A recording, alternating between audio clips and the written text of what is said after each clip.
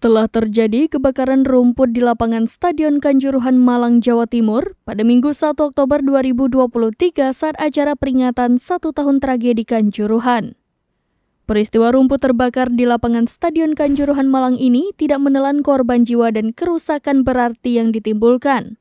Dugaan terjadi karena puntung rokok milik oknum yang tidak bertanggung jawab. Kebakaran terjadi usai acara doa bersama yang dilakukan sekira pukul 21.30 waktu Indonesia Barat pada Minggu 1 Oktober 2023. Dari arah stadion terlihat api menyala dan asap yang sudah mengepul. Suasana di dalam lapangan yang gelap ternyata menyala dengan adanya kobaran api dari tumpukan rumput di berbagai titik. Beruntung tak berselang lama mobil pemadam kebakaran Kabupaten Malang masuk ke dalam lapangan untuk melakukan pemadaman. Kurang lebih sebanyak 2 mobil damkar dikerahkan untuk memadamkan api tersebut.